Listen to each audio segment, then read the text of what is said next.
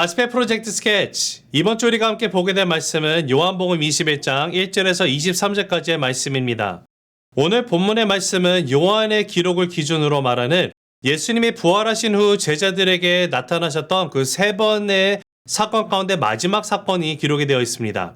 자, 1절을 보면은요. 그 후에 예수께서 디베랴 호수에서 또 제자들에게 자기를 나타내셨으니 나타내신 일은 이러하니라. 자, 예수님이 제자들에게 세 번째 자신을 보이신 사건을 사도 요한이 마지막으로 기록을 하면서 요한복음을 끝내고 있습니다. 이를 봤을 때 이 세 번째 사건이 굉장히 중요한 의미를 담고 있음을 우리가 생각해 봐야 되겠죠. 오늘 본문의 배경이 되는 몇 가지 요소들을 우리가 함께 이 시간 살펴보도록 하겠습니다.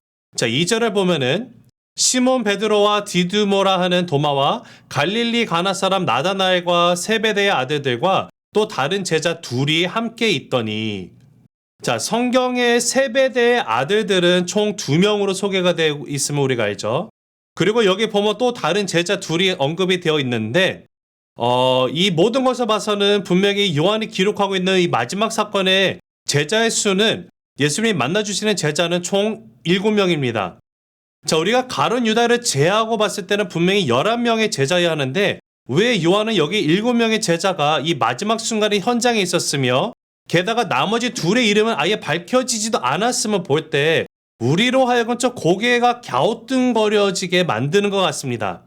자, 근데 여러분, 이름이 안 밝혀진 것은요, 분명히 중요한 의미를 또 갖고 있을 것이라고 우리가 생각을 해볼 수가 있어요. 아니, 오히려 무명의 명단이 더 중요한 의미를 담고 있는 이유를 먼저 우리가 한번 생각해 봤으면 좋겠습니다.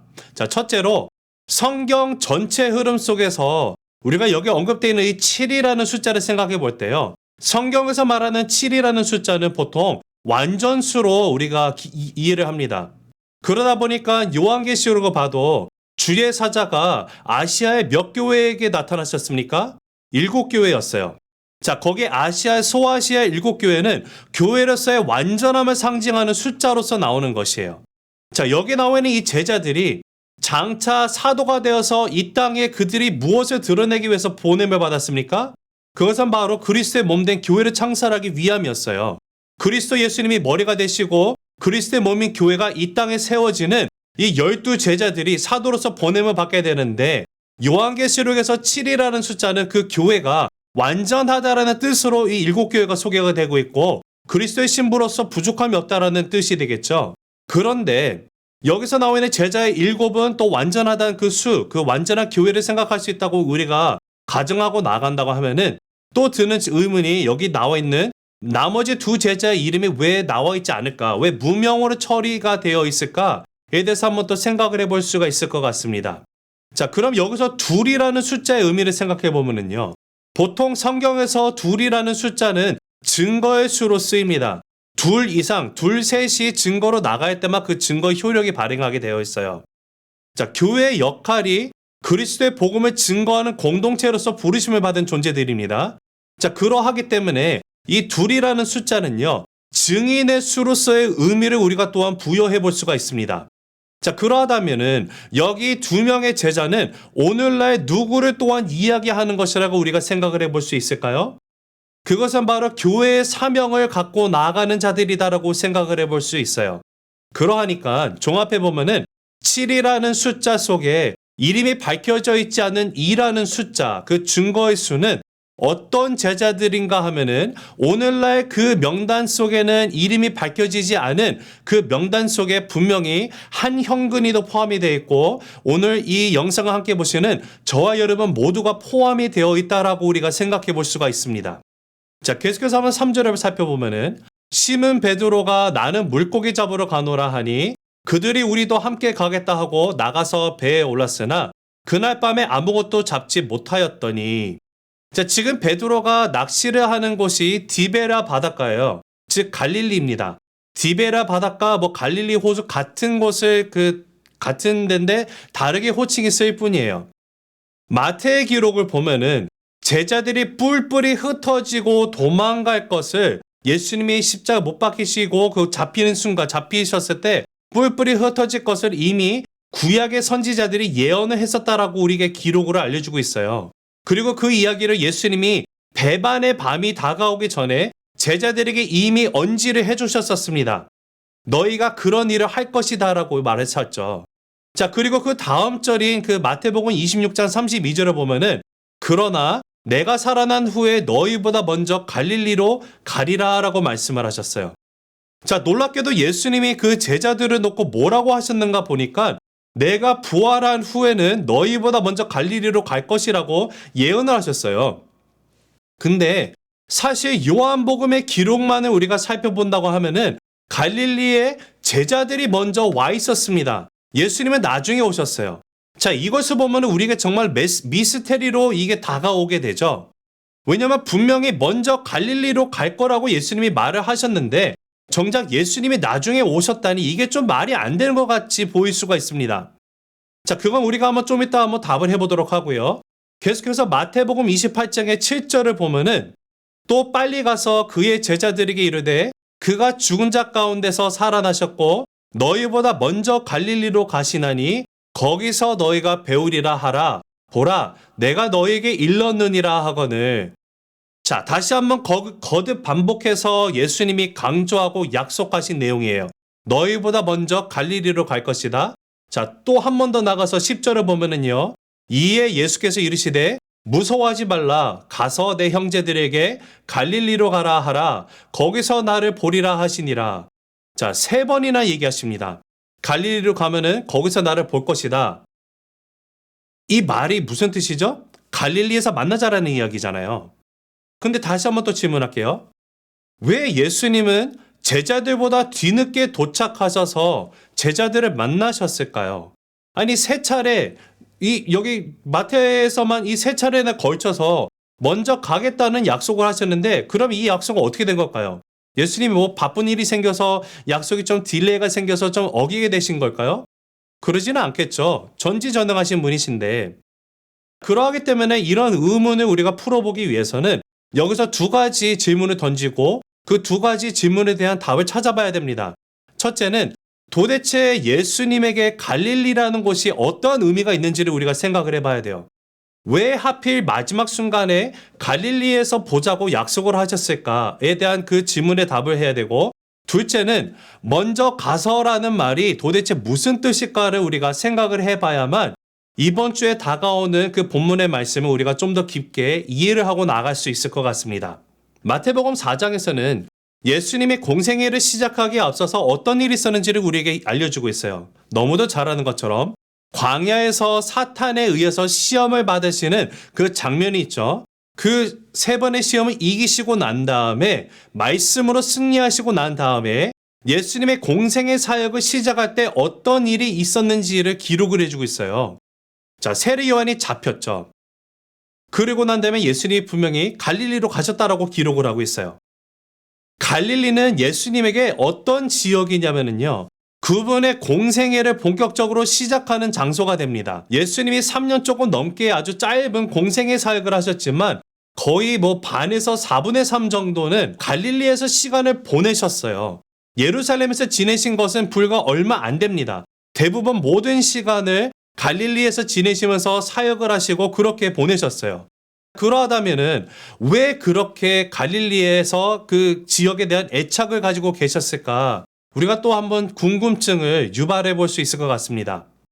자, 여기에 대해서는 마태복음 4장 13절 한번 보면은 나사렛에 떠나 스불론과 납달리 지경 해변에 있는 가버나움에서 사시니 14절 이는 선지자 이사야를 통하여 하신 말씀을 이루려 하심이라 일렀으되 스불론 땅과 납달리 땅과 요단강 저편 해변 길과 이방의 갈릴리여 흑암에 앉은 백성이 큰 빛을 보았고 사망의 땅과 그늘에 앉은 자들에게 빛이 비쳤도다 하였느니라.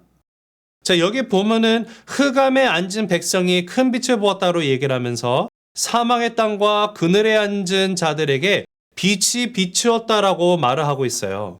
자, 여기 이 특징이 뭐죠? 여기는 분명히 놀랍게도 갈릴리 지역을 3가지 색채로 묘사를 하고 있음을 보게 됩니다. 첫째가 뭡니까? 흑암의 땅. 둘째는 사망의 땅. 그리고 마지막 셋째는 그늘진 땅이라고 말을 해요. 이것이 갈릴리라는 지역이 갖고 있는 색채의 특성입니다. 자, 아까 우리가 살펴봤던 그 요한복음 21장 2절에 언급되어 있던 7 제자 중에 어떤 제자 이름이 언급되어 있었죠? 나다나엘이 나와요. 나다나엘. 나다나엘이 어떤 친구였습니까? 어떤 제자였죠?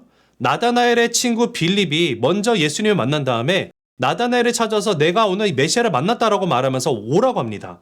그랬더니 나다나엘이 뭐라고 했었습니까? 아주 유명한 얘기겠죠? 야, 나사렛에서 무슨 선한 게 나올 수 있냐라고 말을 했던 게 바로 나다나엘이었어요. 나사렛이 왜 선한 게 왜 나올 수 있냐? 그 뜻이 뭐죠? 갈릴리 지역이라는 곳이요. 그 중에서도 나사렛이라는 동네는요. 특별히 흑암, 저주, 사망, 그늘진 것의 대명사로 꼽히는 지역입니다. 그러니까 이 지역은요. 영적으로 풀어서 다시 설명을 한다면은 절망의 세상이에요. 희망이 없는 세상을 상징하는 지역을 갈릴리라고 명하면서 그 중에서도 가장 지독한 동네가 바로 나사렛이라는 것이에요. 그러다 보니까 나사렛에서는 선한 것이 나올 수가 없다라는 말이 나올 수밖에 없는 것이죠. 그래서 예수님은 제자들에게 갈릴리에서 만나자라고 한 이야기가 본인이 이 공적인 구원의 사역을 출발했던 첫 번째 지역이면서 동시에 이제 예수님이 얼마 안 있다가 하나님 아버지께로 승천하시게 돼요. 가셔야 돼요. 부활하셨지만 이제 승천을 하셔야 됩니다. 그러다 보니까 이 땅에 남겨진 이 사역, 예수님이 시작하신 그 사역을 이제 누구에게 승계시키고자 하시는 건가 보면은 제자들에게 이것을 전승시키는 거예요. 계승시키시는 것이죠. 오늘날로 말하면은 이것이 그 당시 사도들에게 뿐만이 아니라 또 오늘날 누구에게 이것이 해당되는 겁니까? 교회에게. 교회가 누굴까요? 바로 예수님을 구주로 영접한 저와 여러분입니다. 성도예요. 구체적으로 말하면은 나에게 주시는 메시지라는 것이에요.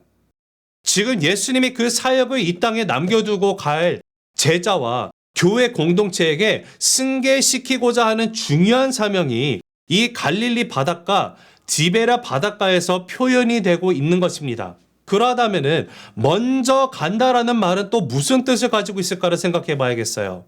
먼저 가서. 아니 예수님이 먼저 가지도 않았는데 제자들이 먼저 가 있었어요. 그러면 이 먼저 간다라는 것이 이게 정말 시간적인 의미를 갖고 있을까요? 상징적인 의미를 가지고 있을까? 답을 한번 찾아봐야겠죠. 예수님이 태어나자마자 요셉과 마리아가 헤롯 대왕이 무서워가지고 그를 피해서 그 천사의 그 음성을 듣고 갈릴리 지방으로 가요. 갈릴리로 가서 살았다라고 기록이 되어 있습니다. 그런데 이렇게 된 것 또한 이 모든 것이 선지자의 말을 이루기 위해서였다라고 기록이 되어 있어요. 마태복음 2장 23절에 선지자라고 이 한글 성경에 나와 있어요. 선지자에 기록된 것이다. 근데 이것이 한글 성경에는 단수로 되어 있지만 원어인 헬라어로 보면 이것이 복수로 적혀 있습니다. 그러니까 여러 선지자들을 통해서 이 이야기가 됐던 것이에요. 구약에서. 많은 선지자들이 장차 오실 메시아를 어떻게 오실 메시아로 소개했는가를 또 생각을 해본다면요. 이사야서 53장의 말씀을 우리가 한번 꼽을 수 있습니다. 그는 고운 모양도 없고 흠모할 만한 것도 없고 아름다운 것도 없고 사람들에게 실어버린 바, 즉 예수님이 메시아라고는 기대할 수 없는 아주 볼품없는 모습으로 아니 이분이 정말 메시아가 맞아? 어떻게 나사렛에서 선한 것이 날 수가 있냐? 라는 말을 들을 그런 모습으로 오셨다라는 것을 마태는 마태복음 2장에서 나사렛 사람이라 칭함을 받으리라 라고 표현을 해놓은 것입니다. 그러니까 예수님은 다시 말해서요. 그들이 가지고 있던 그 역사적인 그 유대인들이 로마 제국의 그 압제에서 해방시키고 정말 백마탄 멋진 왕자로 아니면 뭐 장군으로 뭐 슈퍼맨처럼 와서 모든 걸 무찌르고 다윗의 왕국을 다시 한번 튼튼하게 건국해서 그들이 다시 세상의 그 중심이 되는 그런 메시아의 모습이 아니라 고운 모양도 없고 풍채도 없고 보기에 흠모할 만한 아름다운 것이라고는 전혀 없는 아주 볼품이 없는 그런 모습으로 오셔서 갈릴리라고 하는 사망과 흑암과 그늘과 저주의 땅에서 살아가셨고 그 땅에서 생활을 하셨을 뿐더러 그리고 사역도 거기서 시작을 하셨다라는 것을 우리에게 알려줍니다. 오늘 본문에 와서 4절에서 6절을 보면은요. 날이 새어갈 때에 예수께서 바닷가에 서셨으나 제자들이 예수이신 줄 알지 못하는지라. 5절 예수께서 이르시되 얘들아 너희에게 고기가 있느냐? 대답하되 없나이다. 이르시되 그물을 배 오른편에 던지라. 그리하면 잡으리라 하시니 이에 던졌더니 물고기가 많아 그물을 들 수 없더라. 8절. 다른 제자들은 육지에서 거리가 불과 한 50칸쯤 되므로 작은 배를 타고 물고기 든 그물을 끌고 와서 9절.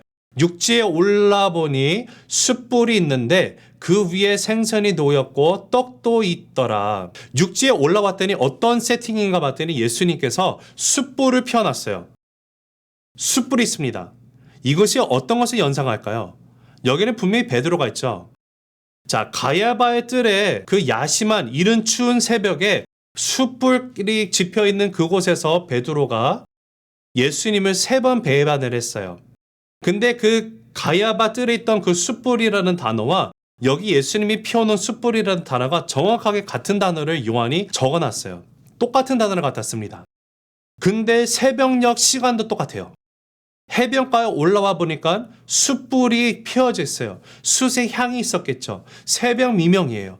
베드로가 그 상황을 봤을 때 어떤 마음이 들었을까요? 아마 예수님의 배반했었던 그날의 기억이 생생하게 다시 살아났을 것입니다. 베드로의 마음은 정말로 이게 막 찢어지는 그런 고통의 시간이었을 거예요.